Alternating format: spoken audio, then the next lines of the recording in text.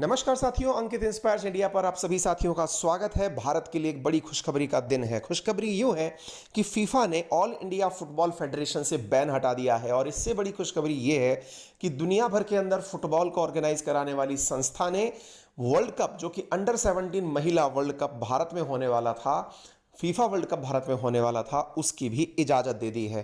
तो निश्चित ही यह एक बहुत सकारात्मक दिन है। आइए जानते हैं पूरे मसले को ब्रीफ में कि यह था क्या। आपको याद होगा, आज से कुछ दिनों पहले मैंने एक खबर कवर की थी जिसमें आपको यह बताया था कि फीफा ने भारत में ऑल इंडिया फुटबॉल फेडरेशन के अंदर जो सुप्रीम कोर्ट के द्वारा गठित 3 सदस्यीय समिति है उसे बाहरी इंटरफेरेंस मानते हुए, यानी आउटसाइडर इंटरफेरेंस मानते हुए ऑल इंडिया फुटबॉल फेडरेशन को ही सस्पेंड कर दिया था, जिसके चलते भारत के अंदर अंडर 17 महिला विश्व कप होने की संभावनाएं शून्य के समीप पहुंच चुकी थी। बाद में भारत सरकार के द्वारा किए गए तमाम प्रयासों से और फीफा के द्वारा जो भी क्वेश्चन रेज किए गए थे उनके समाधान को करते हुए वर्तमान में भारत ने ऑल इंडिया फुटबॉल फेडरेशन की बहाली कर ली है। ये जानकारी जैसे ही बाहर आई, देश के अंदर खुशी का माहौल बन चुका है। आपको मालूम होना चाहिए, वर्तमान में अनुराग ठाकुर जी के द्वारा इस न्यूज़ को शेयर जब किया गया, उन्होंने कहा कि delighted to share the bureau of FIFA council decided today to lift the suspension of AIFF with immediate effect. साथियों, आप सभी को मालूम होना चाहिए कि देश के अंदर 28 अगस्त को होने वाले चुनाव एक सप्ताह के लिए स्थगित कर दिए गए हैं, क्योंकि 28 अगस्त को अब AIFF के जो चुनाव थे जिसमें ऑल इंडिया फुटबॉल फेडरेशन के अंदर कौन शामिल हो और कौन ना हो, यह बड़ा सवाल बना हुआ था।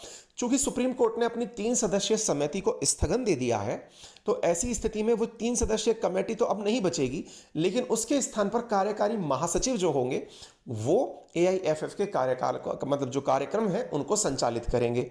इसी के साथ साथ यह भी तय किया गया है कि आने वाले समय के अंदर जो AIFF के चुनाव हैं उनमें पार्टिसिपेट कौन करेगा।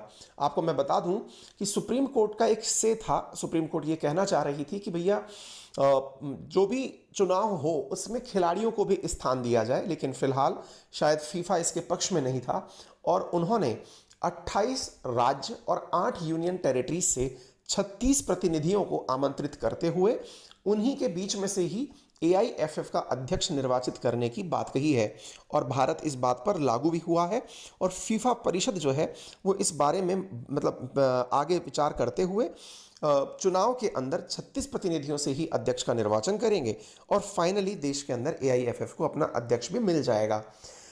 अंत भला तो सब भला। सबसे अच्छा देश के लिए 11 से 30 अक्टूबर के बीच होने वाले वर्ल्ड कप की खुशखबरी है। अब भारत के बीच ही वो अंडर 17 महिला वर्ल्ड कप हो पाएगा।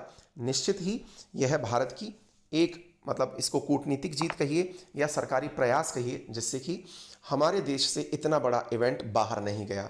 फिलहाल के लिए इतना ही। जानकारी पसंद आई हो तो अपने सभी साथियों से इसे जरूर शेयर करें। जुड़े रहें अंकित इंस्पायर्स इंडिया पर। सेशन को लाइक एंड शेयर करना बिल्कुल ना भूलें और चैनल पर नए हैं तो अभी सब्सक्राइब करें। धन्यवाद।